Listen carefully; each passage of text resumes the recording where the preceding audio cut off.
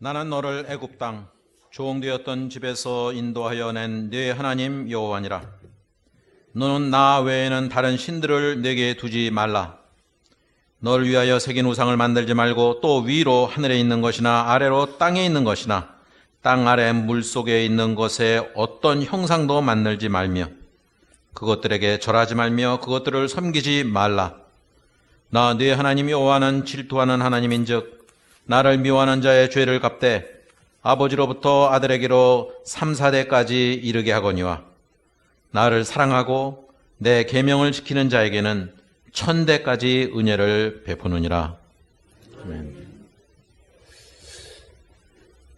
예, 우리가 예수를 믿고 구원을 받아 구원받은 후에 삶을 사는 것을 우리는 신앙생활을 한다 이렇게 말합니다. 신앙생활을 한다는 것은 어떻게 사는 것을 말하는가? 그것은 하나님을 신뢰하고 하나님 말씀에 순종하는 거죠. 우리가 그걸 신앙생활이라고 합니다. 즉 믿고 순종하는 것. 그게 우리의 신앙생활이에요. 그러니까 어떻게 보면 신앙생활은 복잡한 것이 아니라 단순한 거예요. 그냥 하나님을 믿고 따라가면 되는 거죠.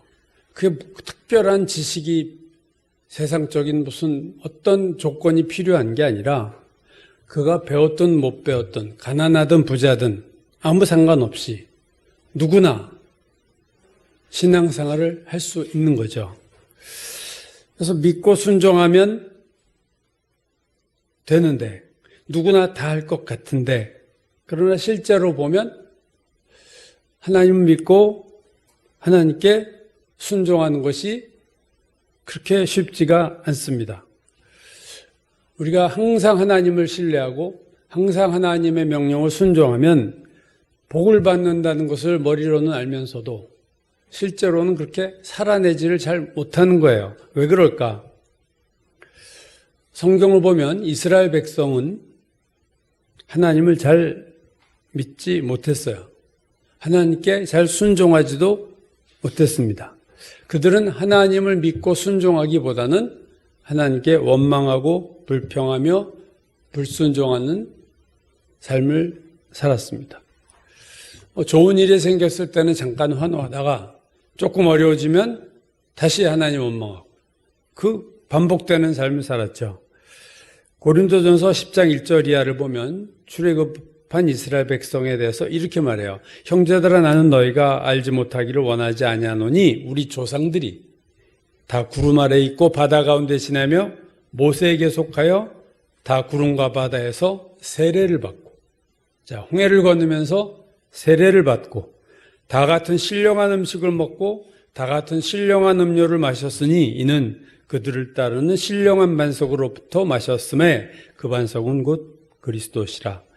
그들은 세례를 받았고 그들은 신령한 음식을 먹고 신령한 음료, 반석에서 나오는 신령한 음료를 마셨다. 이 신령하다, 영적이라는 단어가 3번이나 반복해서 나오죠. 자, 세례받고 신령한 음식을 먹고 신령한 음료를 마시는 그것이 신앙생활이에요. 그게 오늘 우리죠. 근데 그들은 다음 절에 보면 그렇게 신앙생활을 잘 하지 못했어요. 5절이죠. 그 다음 절. 그러나 그들의 다수를 하나님이 기뻐하지 아니하셨으므로 그들이 광야에서 멸망을 받았느니라. 자, 하나님이 그들이 기뻐하지 않으셨다. 그들의 다수를 기뻐하지 않으셨다. 그들의 삶이 어떠했기에 하나님이 기뻐하지 않고 그들이 어떻게 살았기에 광야에서 멸망했는가? 바로 다음 7절이 하는 그 이유를 이렇게 말해요. 그들 가운데 어떤 사람들과 같이 너희는 우상 숭배하는 자 되지 말라. 그들 중에 어떤 사람은 음행하다가 하루에 23,000명이 죽었으니 우리는 그들과 같이 음행하지 말자. 그들 가운데 어떤 사람들이 주를 시험하다가 뱀에게 멸망하였나니 우리는 그들과 같이 시험하지 말자. 그들 가운데 어떤 사람들이 원망하다가 멸망시키는 자에게 멸망하였나니 너희는 그들과 같이 원망하지 말라. 광야 이스라엘 백성의 죄가 4가지가 나오죠. 우상 숭배와 음행과 하나님을 테스트한 것과 하나님께 원망한 거예요. 이 4가지 죄 중에서 가장 큰 죄가 뭘까? 출애굽기를 보면 이스라엘이 홍해를 건넌 다음에 가장 먼저 지은 죄가 원망입니다.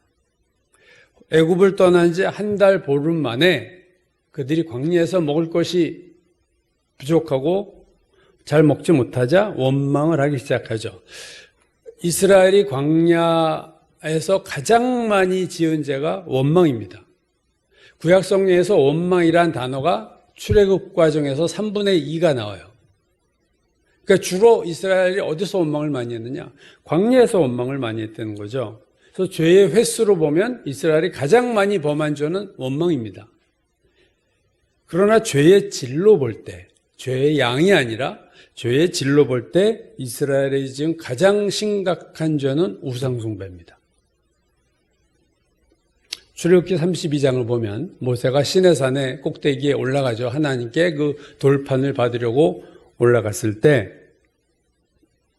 모세가 빨리 내려오지 않자 그들이 사람들에게 귀걸이 이런 금부치를 다 모아서 금송아지를 만들어서 금송아지를 섬깁니다. 숭배합니다. 이 사건으로 하나님이 진노하시고 모세에게 내가 이스라엘 백성을 진멸하리라 그랬어요. 원망한 것 때문에 진멸하시겠다 말씀하신 적은 없는데 우상 숭배를 하자 하나님이 그들을 아예 백성 자체를 다 없애버리고 새로운 민족을 백성을 너에게 주겠다 할 만큼 하나님이 진노하셨어요. 그 말은 우상 숭배가 하나님 보실 때 얼마나 큰 죄인가 하는 것을 우리가 알 수 있는 거죠. 오늘 본문인 출애굽기 20장 2절에서 6절 말씀은 10계명 중 제1계명과 제2계명입니다. 첫 번째 계명은 너는 나 외에 다른 신을 두지 말라.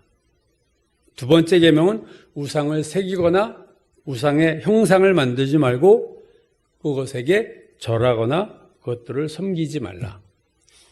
그러니까 첫 번째 계명과 두 번째 계명 모두 우상 숭배와 관련된 계명이에요. 10계명 중에서 제1과 제2는 우상 숭배에 관한 명령입니다. 그걸 보면 하나님이 우상 숭배를 얼마나 큰 죄로 보시는가 하는 것을 10계명의 이 순서를 보면 우리가 알 수 있어요. 카일 아이들먼이라는 미국 목사가 있죠. 이게 우리나라에서도 그의 책이 팬인가 제자인가 이 책이 아주 많이 팔렸던 책이에요. 베스트셀러가 됐었죠. 그가 쓴 또 다른 책인 거짓 신들의 전쟁, 거짓 신들의 전쟁이라는 책이 있고 여러분 기억하실지 몰라도 한 10년 더 됐나요? 우리 교회에서 이 책을 이렇게 나누어서 발표하고 했던 적이 있습니다. 여러분과 나눴었죠. 그 책에서 아이들만 목사가 이렇게 말해요. 나는 목사로서 아파하는 사람들, 부정한 짓을 하는 사람들, 정욕을 불태우는 사람들, 지쳐있는 사람들, 걱정하는 사람들, 포기하는 사람들, 문제를 회피하는 사람들, 해결책을 찾는 사람들에게 매주일 설교를 한다. 그들은 나를 찾아와 문제를 이야기한다. 그들을 좌절하게 만드는 것들을 털어놓는다. 낙담되는 상황에 대해 설명하면서 아픈 상처를 꺼내 보여준다. 그들은 자신들이 단순한 기침병을 앓고 있다고 생각한다. 그들은 자신들이 기침병을 앓고 있다고 굳게 믿기 때문에 기침 증상에 대해서만 하소연한다. 그런데 그들은 자신들의 진짜 문제와 질병이 무엇인지 알지 못한다. 그들의 진짜 문제와 질병은 언제나 우상숭배다. 그 아이들만 목사가 한 얘기. 교인들이 수많은 문제로 얘기하되 결국 목사가 보기에는 그건 증상이지 그 뿌리가 있는데 그건 항상 우상숭배의 문제와 연관되어 있다는 거죠. 죄의 뿌리에, 모든 죄의 뿌리에 우상숭배가 있다. 가장 큰 죄가 우상숭배다. 왜 이게 가장 큰 죄냐? 이사야서 43장 21절은 이렇게 말씀하죠. 이 백성은 내가 나를 위해 지었나니, 자, 창조의 목적이야. 이 백성은 내가 나를 위해 지었나니 나를 찬송하게 하려 함이로다. 하나님이 창조의 목적은 영광을 받으시고 찬송을 받으시기 위해서 우리를 만드셨어요. 그러니까 우리가 해야 될 가장 중요한 것은 하나님에 대해서 도덕적으로 올바르게 사는 것 이전에 하나님을 찬양하는 것, 하나님을 예배하는 겁니다. 그래서 우리가 모든 교회가 모든 그리스도인들이 모여서 뭐해 일주일에 한 번씩 예배드리잖아요. 이게 하나님 제일 원하시는 거예요. 하나님을 예배하고 하나님을 찬양하고 하나님께 영광 돌리는 것. 그것이 우리를 만드신 목적이고 우리를 구원하신 목적이다 하는 거죠. 그래서 신앙생활에서 가장 중요한 게 예배고 아브라함이 이동을 하면서 항상 처음 한 것은 단을 쌓은 거였어요. 제단을 쌓았다. 예배를 드렸어요. 그리고 예배에 있어서 가장 중요한 것은 누구를 예배하느냐 하는 거죠. 누구를 예배하느냐. 제1계명과 제2계명은 하나님만 예배하라. 다른 신을 섬기지 말고 다른 신, 우상들을 형상을 새기거나 만들거나 절하거나 섬기지 말라. 그 어떤 존재도 안 된다. 여러분 구약성경에서 우상 숭배하지 말라는 명령을 누구에게 한 겁니까? 하나님 모르는 이방인들에게 한 게 아니에요. 하나님의 백성에게 한 말씀입니다. 즉 다른 종교를 믿는 사람들, 제가 아는 우리 옛날 친구의 그 형이 아주 극단적인 좀 신앙인데 그 형은 경복궁인가 어딘가 하여튼 박물관을 덕숭 박물관을 갔다 오면서 이렇게 하고 우리나라 옛날 유적들 보고 이거 다 우상들만 잔뜩 있다. 이제 그렇게 그 형이 그 얘기를 하고 나왔다고. 다 보고 나서 그 얘기를 했대. 이거 다 우상들이다. 그렇죠. 하나님 아닌 거니까 그것이 뭐 불상이든 뭐든 다 우상이죠. 근데 이방인들은 하나님 모르는 사람은 당연히 우상 숭배하게 돼 있어요. 그건 뭐 당연하죠. 문제는 뭐냐면 성경에서 우상 숭배하지 말라는 것은 하나님을 섬긴다고 하는 이스라엘이 우상을 섬긴다는 거예요. 이게 성경에서 말하는 문제입니다. 즉 이방인들의 문제가 아니고 하나님을 믿는 자들에게 있는 문제인데 그것은 그들은 하나님을 예배한다 하면서 우상을 동시에 예배하고 있다. 그게 이스라엘 백성의 문제였다는 거죠. 그럼 그들만 그러겠어요? 오늘날 우리들도 적지 않은 그리스도인들도 주일에는 하나님께 나와 예배하지만 평일에는 우상을 예배하는 경우가 얼마나 많은지 모릅니다. 예레미야 7장 1절 이하가 이렇게 말씀해요. 여호와께로부터 예레미야에게 말씀이 임하니라 이르시되 너는 예레미야 너는 여호와의 집 문에 서서 성전 문에 서서 이 말을 선포해 이르기를 여호와께 예배하러 이 문으로 들어가는 유다 사람들아 여호와의 말씀을 들으라. 너희는 이것이 여호와의 성전이라 여호와의 성전이라 여호와의 성전이라는 거짓말을 믿지 말라. 예루살렘 성전이라는 말은 거짓말이라는 거예요. 그 얘기를 백성에게 네가 성문에서 지금 경건하게 예배드리러 가는 사람 이스라엘 백성에게 이 얘기를 해야 되는 거야. 이거 거짓말이야. 너 성전이 이거 아니야. 왜 하나님이 그렇게 예레미야에게 말씀하셨을까? 그 몇 절 뒤를 보면요. 9절과 10절에서 하나님이 이렇게 말씀하세요. 너희가 도둑질하며 살인하며 간음하며 거짓 맹세하며 바알에게 분향하며 너희가 알지 못하는 다른 신들을 따르면서 내 이름으로 일컫는 받는 이 집에 들어와서 내 앞에 서서 말하기를 우리가 구원을 얻었나이다 하느냐? 이는 이 모든 가증한 일을 행하려 함이로다. 이스라엘 백성이 평소에는 바알에게 분향하고 다른 신을 섬기다가 정리된 시간에 하나님의 성전에 와서 우리가 구원을 받았습니다 라고 하나님께 고백하는 것이 하나님 볼 때 역겹다는 거예요. 너희들 우상을 예배하잖아. 그러면서 요때만 딱 와서 내가 구원을 받았습니다. 우리 하나님의 선민입니다. 그렇게 얘기하느냐? 아주 나 싫어. 그래서 이거 성전 아니야. 그래서 성전이라는 거짓말 믿지 마라고 백성들에게 얘기를 하려는 거예요. 예배드리러 온 사람에게 초를 치라는 거죠. 이스라엘 백성은 하나님과 우상을 동시에 예배했습니다. 그래서 첫 번째 계명이 나 외에 다른 신을 두지 말라. 그렇게 말씀하신 거예요. 앞에서 우리가 잠깐 말씀드렸지만 출애굽한 이스라엘 백성이 시내산 밑에서 금송아지를 만들고 금송아지를 섬겼어요. 왜 하필 그들이 만든 우상이 금송아지였을까?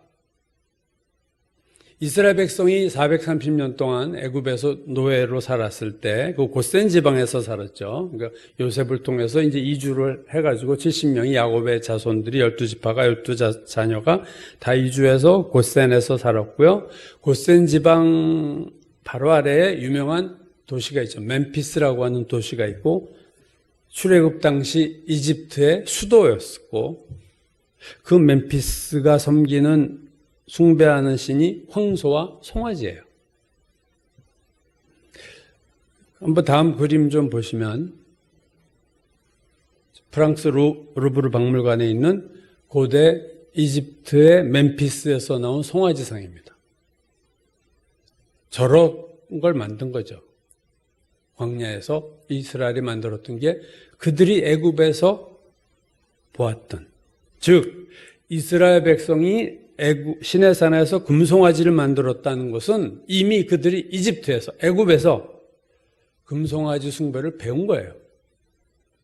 갑자기 광야에서 어떻게 금송아지 만들 생각을 하겠으면 그들이 늘 보고 그들이 섬기는 걸 보고 이스라엘도 아마 섬겼을지도 모르겠어요. 이집트에서. 그래서 그들은 이미 이집트에서부터 광야에서 금송아지 숭배하기 전에 이미 이집트에서부터 이게 시작이 된 거고 광야에서 이게 이제 제대로 우상을 만들어 숭배한 거고. 자, 그럼 이제 광야에서 가나안으로 들어갔는데 가나안에서는 우상을 숭배 안 했느냐?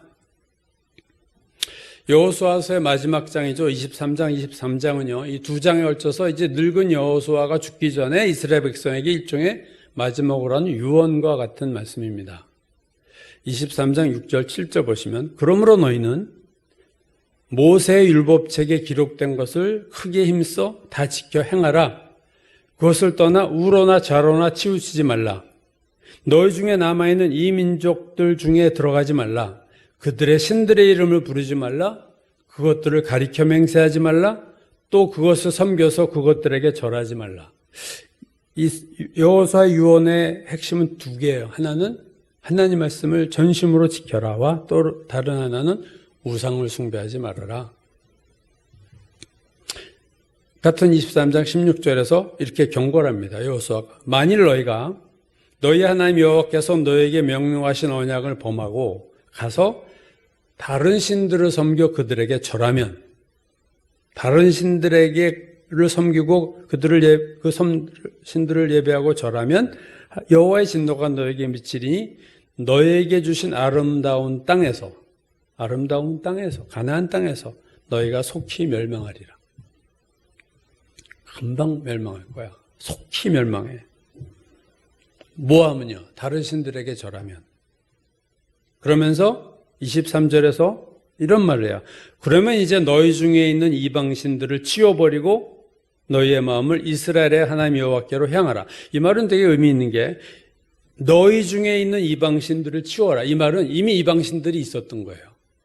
지금 이스라엘이 뭐하고 있었어요? 가나안의 여호수아를 따라 들어가서 전쟁을 치르고 있는 와중에 이미 우상을 섬기고 있었어요. 가나안 족속들과 전쟁을 벌이면서도 그들이 섬기는 우상을 섬기고 있어서 그래서 이제 너희 중에 있는 이방신들을 치워버려라. 그리고 마음을 이스라엘의 하나님 여호와께로 향하라. 그러니까 이스라엘은 애굽에서 종노릇할 때도 금송아지를 예배했고 광야에서도 금송아지를 예배했고 가나안에 들어가서 이방인들을 물리치면서도 그들의 신들을 섬겼다. 그래서 여호수아가 죽자마자 이스라엘이 아주 적극적으로 우상 숭배를 합니다. 여호수아 바로 다음이 사사기죠. 사사기 2장 11절 이스라엘 자손이 여호와의 목전에 악을 행하여 바알들을 섬기며 애굽 땅에서 그들을 인도하여 내신 그들의 조상의 하나님 여호와를 버리고 다른 신들 곧 그들의 주위에 있던 백성의 신들을 따라 그들에게 절하여 여호와를 진노하게 하였으니 곧 그들이 여호와를 버리고 바알과 아스타롯을 섬겼다. 가나안에 들어간 후 왕이 없었던 시대가 사사 시대입니다. 삼손과 같은 기드온과 같은 사사 시대 전체에 걸쳐서 이스라엘이 우상 숭배를 했어요. 여러분 사사 시대 다음은 뭐예요? 왕정 시대죠. 사울 왕으로부터 시작해서 남유다가 마지막 바벨론에게 멸망할 때까지 이스라엘에는 왕이 있었어요. 그 왕정 시대에는 우상을 숭배하지 않았을까? 그렇잖아요. 내내 수많은 왕들이 우상을 섬겼습니다. 바알과 아스타롯을 섬기고 나라가 망할 때까지 우상 숭배했어요. 이사야, 에레미야, 에스겔, 호세아, 아모스 수많은 예언자들이 미가와 나훔과 하박국 우상 숭배하지 말라고 그렇게 경고를 했지만 여러분 속수무책이었습니다. 결국 우상 숭배하다가 바벨론에 의해서 남유다까지 멸망하고 바벨론의 포로로 끌려가죠. 포로로 끌려간 그들은 뭐 했나요? 그곳에서도 우상을 섬겼습니다. 신명기 18장 36절에서 모세가 이쪽 예언을 해요. 장차 이스라엘이 우상 숭배할 것을 이렇게 예언합니다. 여호와께서 너와 내가 세울 내 임금을 너와 내 조상들이 알지 못하던 나라로 끌어가시리니, 이 바벨론 포로를 지금 얘기하죠. 내가 거기서 바벨론에서 목석으로 만든 다른 신들을 섬길 것이다. 바벨론에 끌려가서도 우상 숭배했어요. 그럼 이제 유다의 남은 자들이 또 있잖아요. 포로로 끌려가지 않은 자들. 예루살렘의 남은 자들은 뭐 했느냐? 그들도 우상 숭배했어요. 에스겔서 8장 보면 하나님이 환상 가운데 에스겔을 끌고 어디로 가냐면 예루살렘으로 끌고 가서 보여주시는 게 있어요. 그들이 성전, 예루살렘 성전 바깥들에서도 우상을 섬기고 안뜰에 들어가 보니 이스라엘 장로들이 우상을 섬기고 있어요. 에스겔 8장 10절 내가 들어가 보니 각양 곤충과 가증한 짐승과 이스라엘의 족속의 모든 우상을 그 사방 벽에다 그렸고, 성전 벽에다 다 그렸고, 성전 북문을 가보니까 여인들이 담무스 신을 섬기고 있어요. 담무스 신은 바벨론의 바알과 같은 존재입니다. 풍요의 신이죠. 바벨론. 가나안에서는 바알이었고 바벨론에서는 이게 담무스예요. 에스겔서 8장 14절 내가 그가 또 하나님이 또 나를 데리고 여호와의 전으로 들어가는 북문에 이르시기로 보니 거기서 여인들이 앉아 담무스를 위하여 애곡하더라. 그뿐이 아니죠. 에스겔서 8장 15절 16절 그가 또 내게 이르시되 인자야 내가 그것을 보았느냐 너는 또 이보다 더 큰 가증한 일을 보리라 하시더라. 그가 또 나를 데리고 여호와의 성전 안뜰에 들어가시니라. 보라 여호와의 성전 문 곧 현관과 제단 사이에서 약 25명이 여호와의 성전을 등지고 낯을 동쪽으로 향하여 동쪽 태양에게 예배하니라. 하나님의 성전을 등지고, 이제 하나님 안 섬기겠다는 거죠. 등지고 동쪽, 해가 뜨는 동쪽을 향하여 태양에게 예배하더라. 그냥 우상숭배로 남은 유다도 지금 가득한 거예요. 성전에서조차도 우상을 예배하고 있어요. 이 모든 것을 에스겔에게 보이신 후에 하나님이 이렇게 말씀하세요.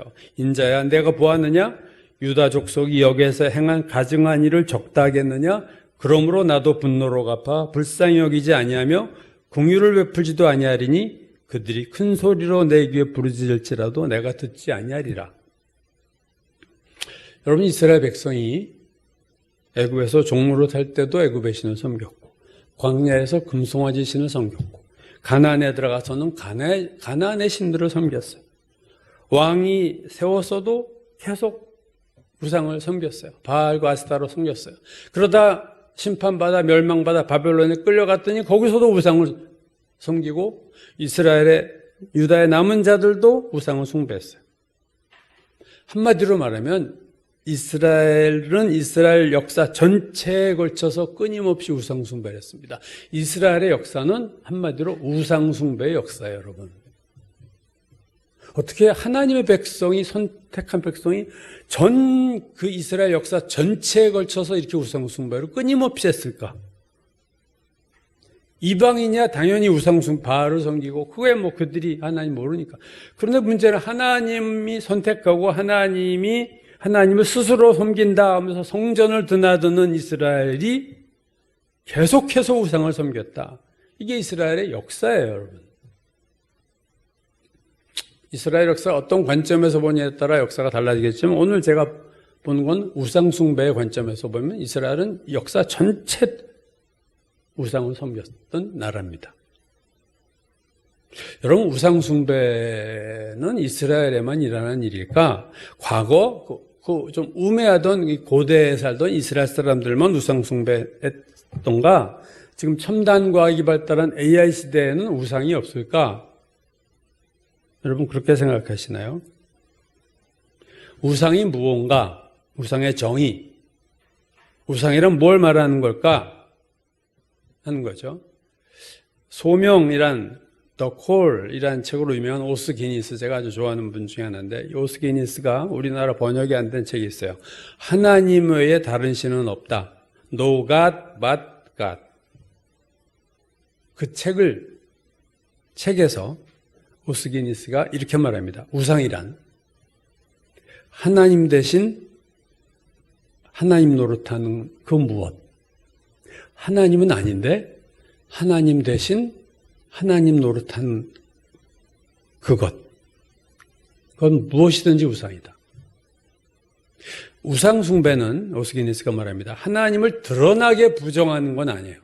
하나님 믿어요. 이스라엘 백성처럼. 내가 하나님을 드러나게 부정하지는 않아요. 예배 드리고 드러나게는 다 하나님을 예배하죠, 우리가.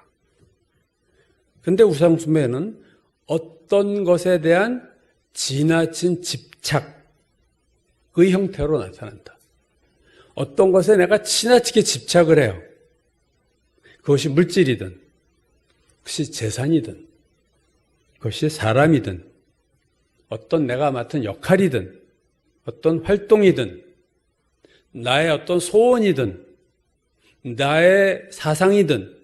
여러분 요즘은 교회가 이데올로기가 신앙보다 더 중요해요. 좌파, 우파 이게 나눠지면요, 이건 뭐 없어 그냥. 그게 나랑 다르면 그냥 다 갈라서는 거야. 교인이고 뭐가 없어. 친구도 뭐 우리나라 아주 극단적이잖아. 우리나라에 모든 게 들어오면 다 극단적이 되는데, 그래서 지금 이데올로기가 우상같이 됐어요. 한국 교회도.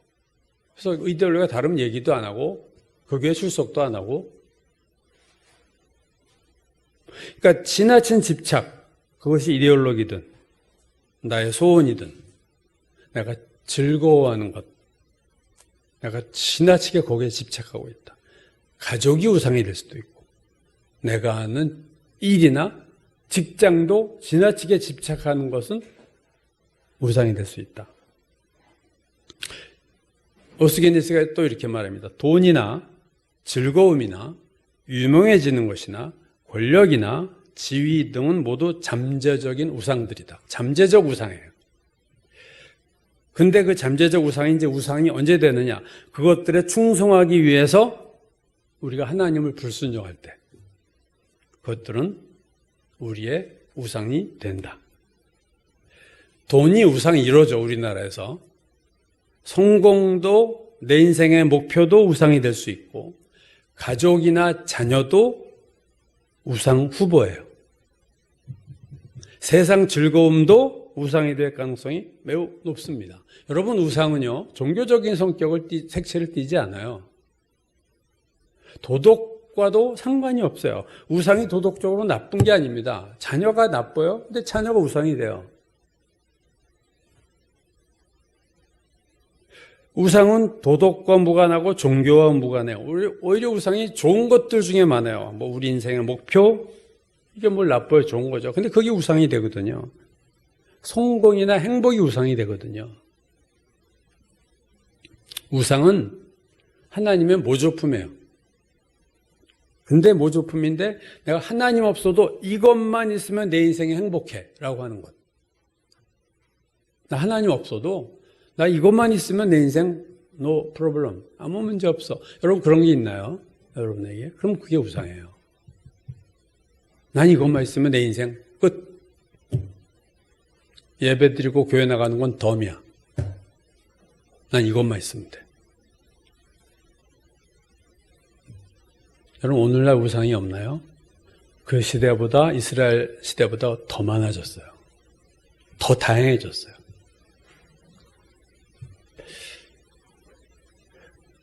우상이 나에게 생기는 이유는 그 우상이 나를 행복하게 해주기 때문에, 나에게 성공을 주기 때문에, 성공시켜줄 거라고 내가 생각하기 때문에 그게 나에게 우상이 되는 거예요.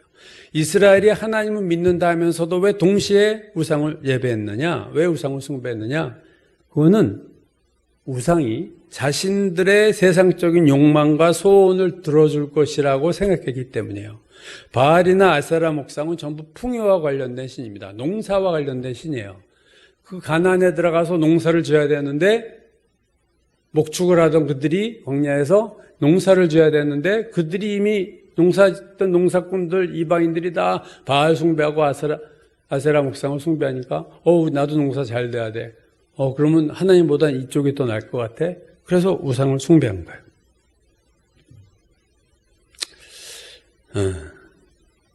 하나님은 우리 마음대로 안 되잖아요. 좀 깐깐하잖아요, 하나님은.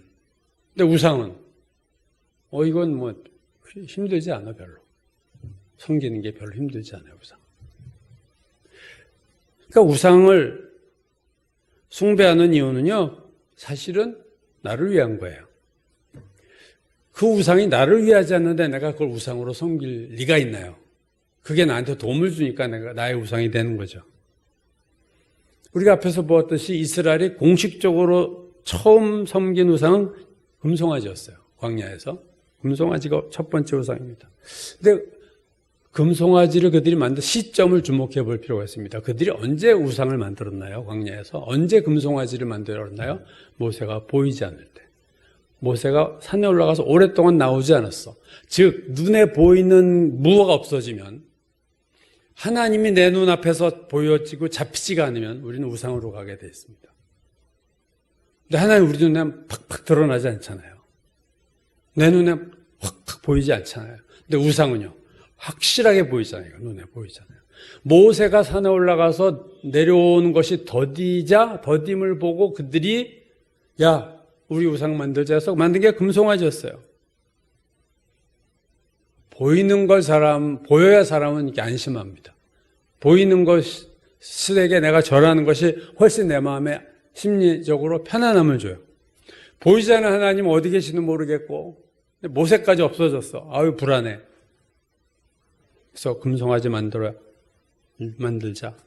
여러분, 출애굽기 32장 1절 보면요, 이렇게 말합니다. 백성이 모세가 산에서 내려오미 더딤을 보고 모여 백성이 아론에게 이르러 말하되 일어나라. 우리를 위하여 우리를 인도할 신을 만들라. 누구를 위하여 만들었다고요? 우리를 위해서. 우리를 인도할 신을 만들어요. 금송아지 만든 이유는, 우상을 만든 이유는 우상을 위해서가 아닙니다. 절대로. 자기 자신을 위해서 만드는 거예요.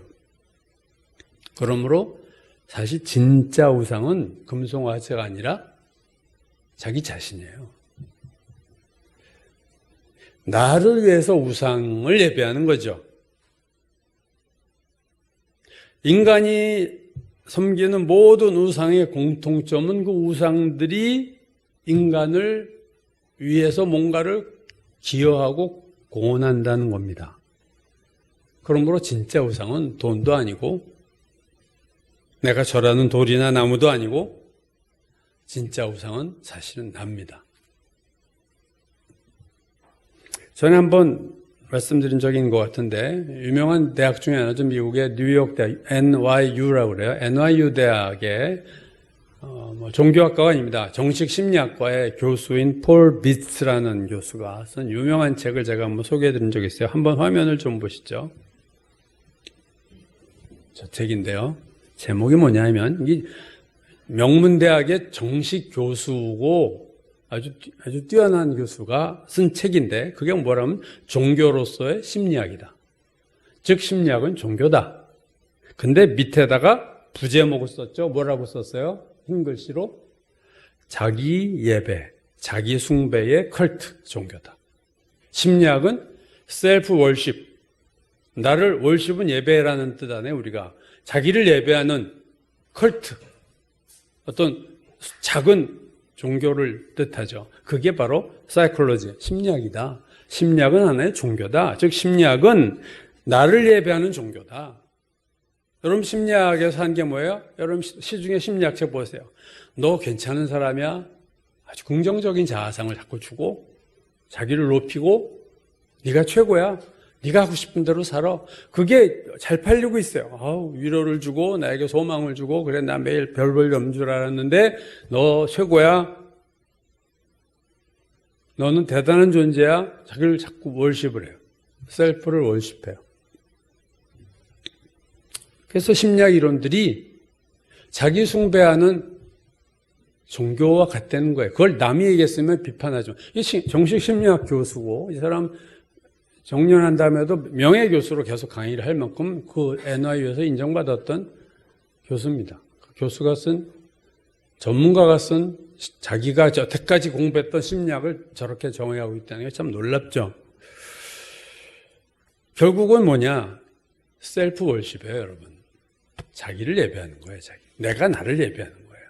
뭘 통해서?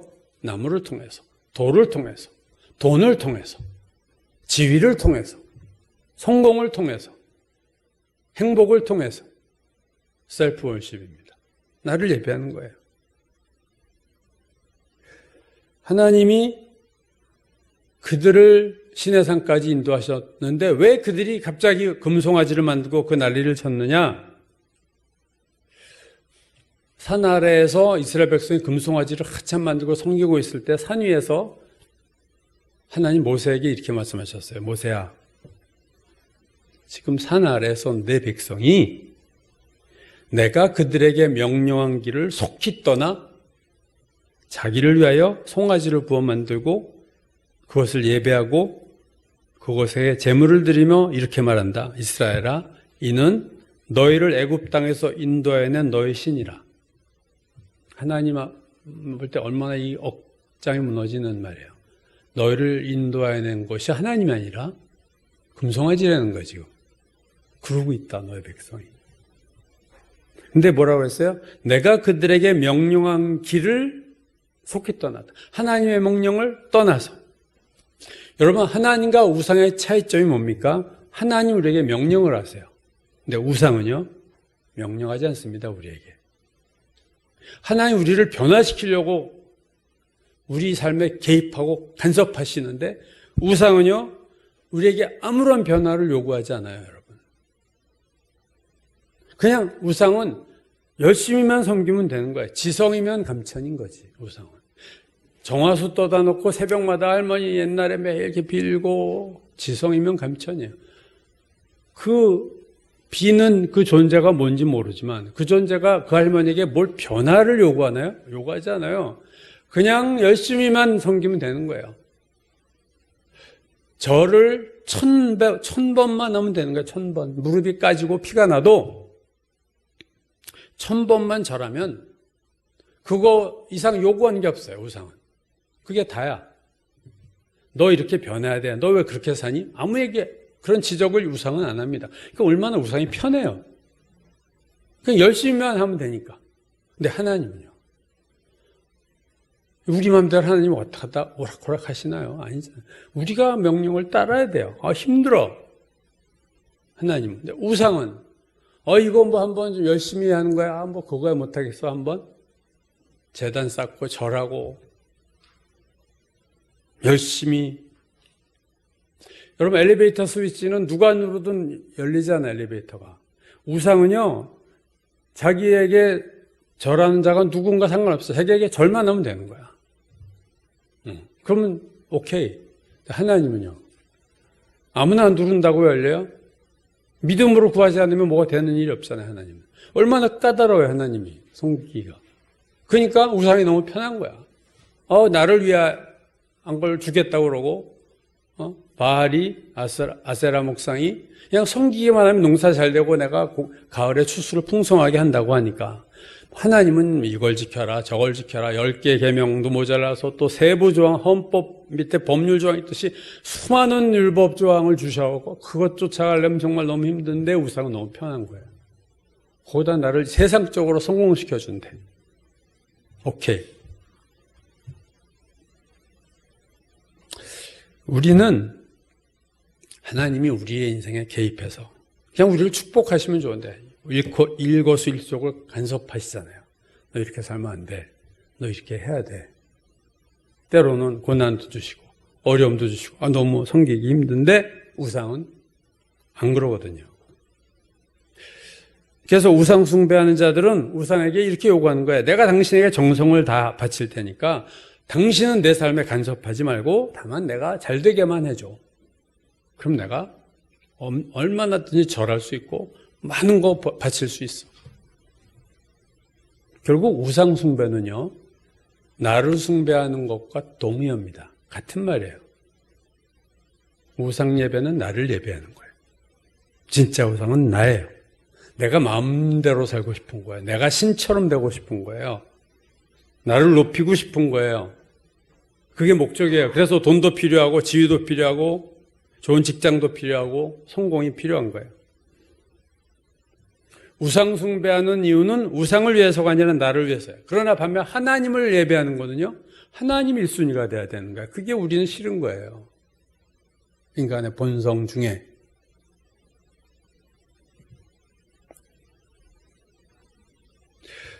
선악과를 이브가 따먹은 이유는요, 뭐라고요? 뱀이 뭐라고 얘기해서 따먹었어요? 이거 먹으면 하나님과 같아질 거야. 그래? 내가 하나님과 동등되면 내가 이제 하나님 간섭 필요 없네? 내 마음대로 살 수 있겠네? 이브의 마음속에 당연히 든 생각입니다. 그래서 따먹은 거예요. 하나님과 같아진다니까. 매일 하나님의 피조물로 살아야 되는데. 성경을 보면요, 하나님께서 이스라엘 백성을 언급할 때마다 관용어처럼 쓰시는 단어가 있어요. 하나님 이스라엘을 부르실 때 쓰시는 관용어같이 반복적으로 쓰시는 단어가 있는데 그것은 뭐냐면 목이 곧은 백성이다 이 말이에요. 목이 곧다. 출애굽기 32장 9절 여호와께서 또 모세에게 이르시되 이 백성을 보니 목이 뻣뻣한 백성이로다. 33장 5절 여호와께서 모세에게 이르시되 이스라엘 자손에게 이르라 너희는 목이 곧은 백성인즉. 신명기 31장 17절 너희의 반역함과 목이 곧은 것을 내가 아노니. 열왕기 하 17장 14절 그들이 듣지 아니하고 그들의 목을 곧게 하기를 그들의 여호와를 믿지 아니하던 그들의 조상들의 목과 같이 하여. 예레미야 7장 26절 너희가 나에게 순종하지 아니하며 귀를 기울이지 아니하고 목을 굳게 하여 너희 조상들보다 더 악을 행했느니라. 호세아서 4장 16절은 이렇게 말해요. 이스라엘은 완강한 암소처럼 완강하니.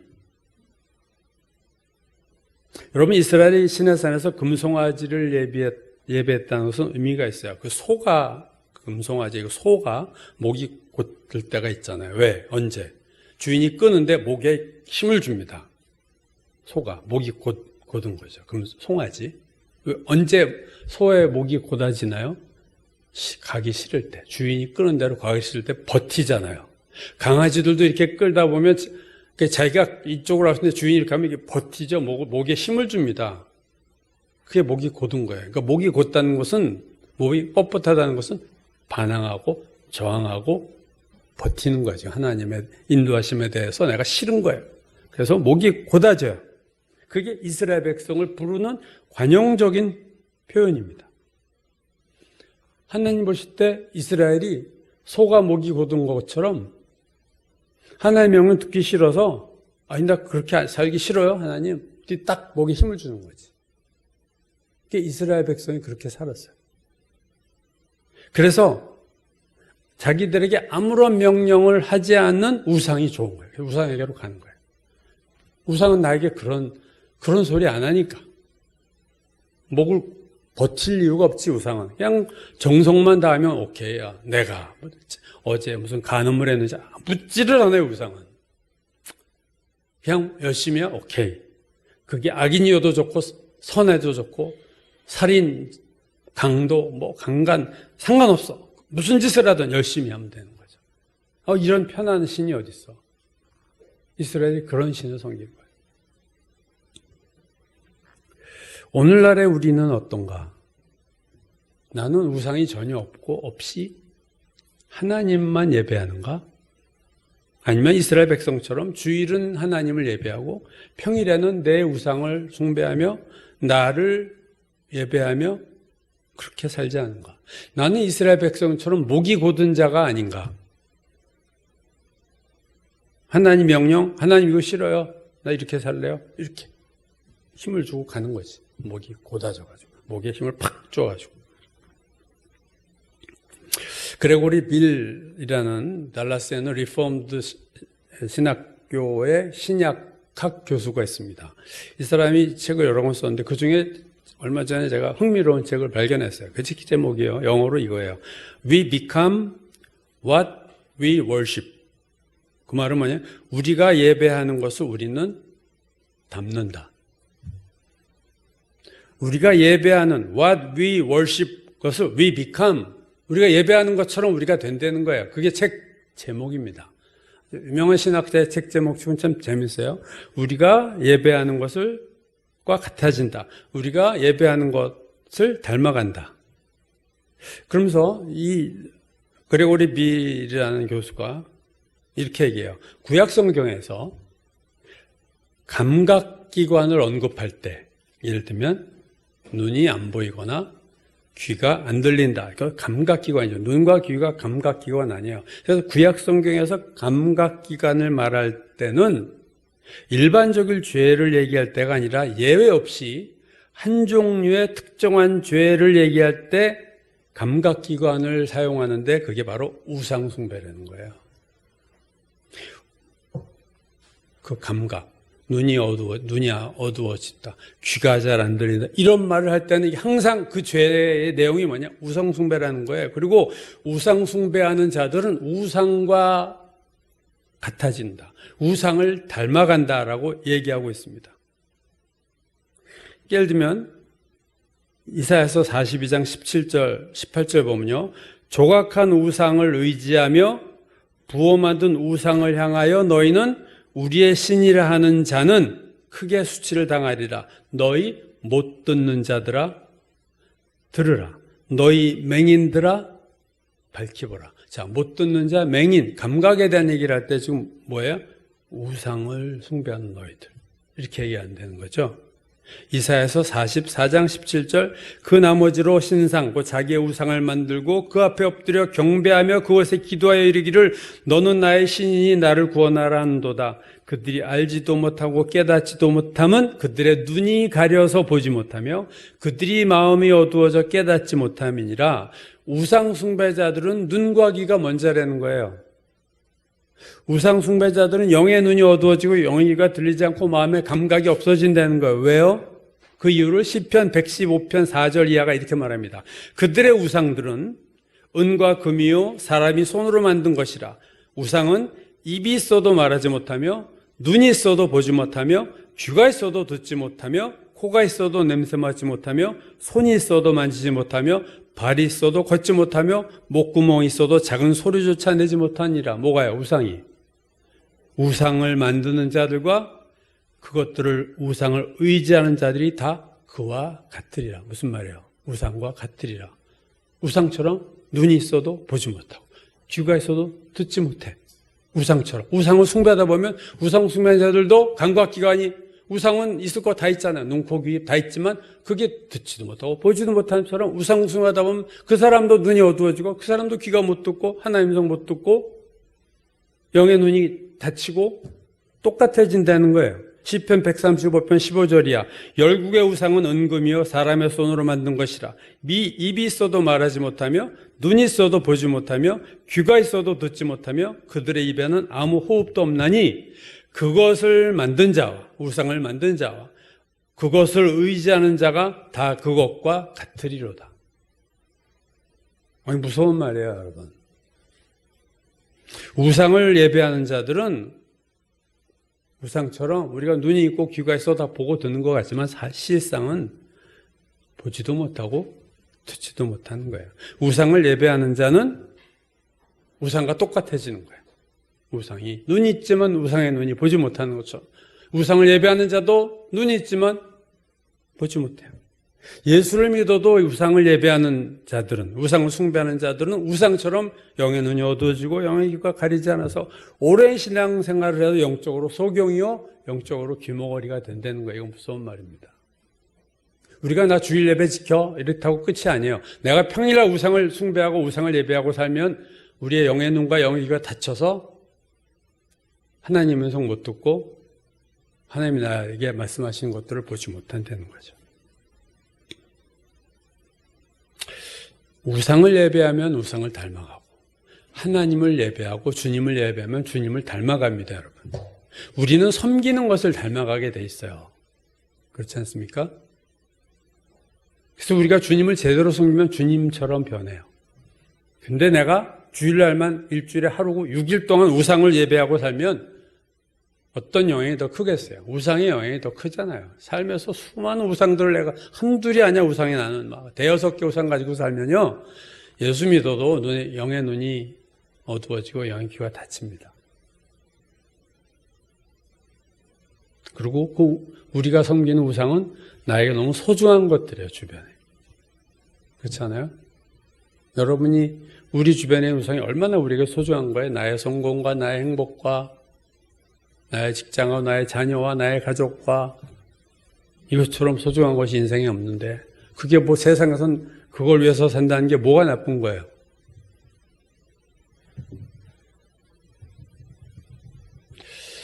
나에게 어떤 우상이 있을까? 이게 오늘 사순절에 우리가 생각해야 될 질문입니다. 나는 혹시 돈이 우상이 아닌가? 주일날만 하나님 예배하고 평일날은 돈을 예배하고 살지 않는가? 나는 세상 즐겁게 살려고 그게 예배야. 근데 즐거운 인생을 살 거야. 뭐 주일날도 여행 가서 거기서 예배드리고 그곳에는 교회에서 예배드리면서 계속 여행하고 즐겁고 세상을 누리고 나는 사람이 중요해. 그래서 사람 누구 만나기 위해서 뭐 예배도 다 연기하고 뭐 미루고 뭐 하여튼 이리저리 바꾸고 인생의 궁극적인 목표가 세상의 성공이고 내 목표가 행복하게 사는 것이 절대적인 내 궁극적인 목표다. 그건 이미 우상이 있는 거예요, 여러분. 궁극적인 목표가 하나님이 아니고 나의 궁극적인 목표, 내가 예수 믿는 목적은 이 세상에서 행복하고 이 세상에서 성공하는 거야. 이건 이미 우상이 있는 거예요. 예수 믿게 하려고 그렇게 사람들을 처음에 유혹하고 저 꼬시는 사람이 있을지 몰라. 너 교회 가면 성공해? 교회 가면 행복해져? 그럴 수 있죠. 그러나 그걸 잘못되면요. 이게 우상이 되는 거예요. 성공과 행복이.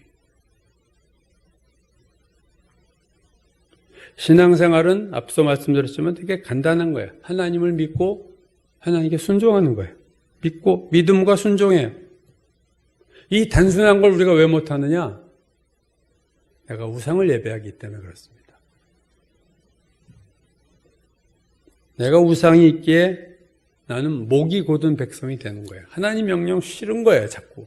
나 행복하고 살고 성공하고 싶은데 뭐 고난 얘기하고 자기 십자가를 지고 힘들어. 난 내가 알아서 믿을 거야. 나에게 힘든 거 다 빼고 예수 믿는데 힘든 거 다 빼고 예수 믿을 때 좋은 것들만 그러고 살 거야. 그게 목이 곧은 거예요. 자, 목이 곧은 나를 어떻게 할 것인가? 하나님 명령에 대해서 목에 힘을 주고 버티는 이 나를 어떻게 해야 내가 달라질까? 모세가 이렇게 대답합니다. 신명기 10장 16절. 그러므로 너희는 마음에 할례를 행하고 다시는 목을 곧게 하지 말라. 뭐 하라고요? 마음에 할례를 행하라. 사도행전에서 최초의 순교자인 스데반이 자기를 죽이려고 하는 자들에게 이렇게 말해요. 목이 곧고, 이건 신약이죠. 목이 곧고 마음과 귀에 할례를 받지 못한 사람들아. 너희도 너희 조상과 같이 항상 성령을 거스리는도다. 목이 곧고 마음과 귀에 할례 받지 못했다. 할례 받지 못한 할례라는 건 뭐예요? 이렇게 베어내는 거죠. 마음을 칼로 베어내는 거예요. 마음을 칼로 깊이 들어가서 벌려놓는 거예요. 칼이 뭡니까? 말씀이죠. 성령의 검으로 가슴을 깊이 베어서 이렇게 열어놔야 돼요. 베어야만. 그렇게 할례를 받아야만 사람이 변한다. 목이 곧고 마음과 귀에 할례를 받지 못한 사람들아, 너희는 성령을 항상 거스린다. 성령을 거스린다. 성령의 소리를 안 따라가는 거, 이게 목이 곧은 거죠. 성령이 이렇게 살아. 나 싫어요. 나의 우상들이 있습니다, 여러분. 나 우상 하나도 없어 라고 말할 수 있는 사람은 참 드물다고 저는 생각해요. 그 우상 때문에 내가 영의 눈이 어두워지고 영의 귀가 어두워져요. 우상을 닮아가요. 예수를 닮아가는 게 아니라 우상을 닮아가요. 하나님에 대해서는 목이 곧아져요. 그래서 우리는 마음의 할례를 받아야 되고 말씀의 검이 안에서 깊이 찔려야 돼요.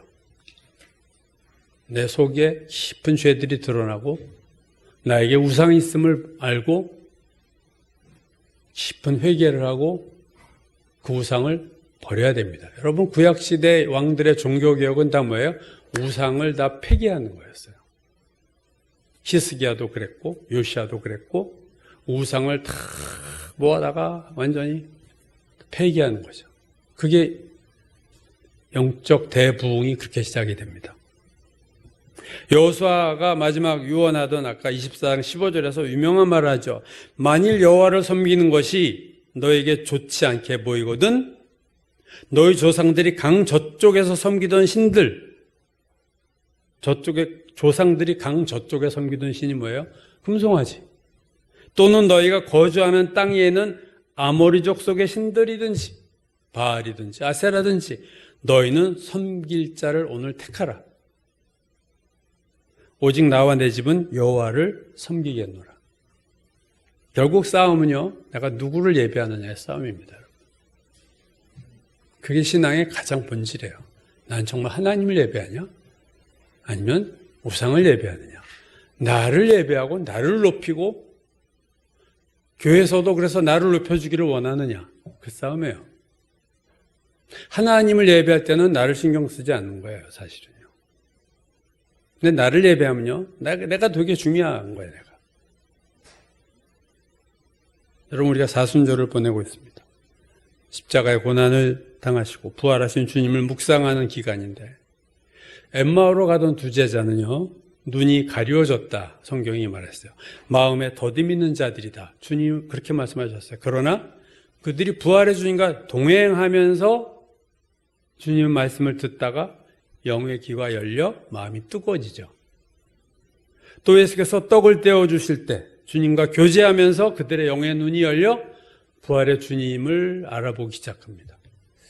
그들이 귀가 닫혔고 눈이 닫혀있던 엠마오의 제자, 슬픈 표정을 하고 가던 그들이, 눈이 가려워지고 더디 믿는 그들이 주님과 동행하고 주님의 말씀을 들을 때 영의 귀가 열리면서 그들의 마음이 뜨거워지고 주님과의 교제, 우리가 그래서 말씀과 기도가 중요한 거예요. 그러고 하다가 영의 눈이 열려, 아, 이분이 부활하신 주님이었네. 여태 모르고 그냥 웬 아저씨인 줄 알고 같이 걸었는데, 여러분, 우리는 마음의 할례를 받아야 되고, 그래서 내 안에 깊숙이 숨겨져 있는 우상, 그걸 발견해야 되고, 우리가 정말 그 부분을 회개해야 됩니다. 그리고 여호수아처럼 정말 우리가 예배할 자를 하나만 선택해야 돼요. 하나님만 예배하겠다, 내가. 나는 우상을 예배하지 않겠다.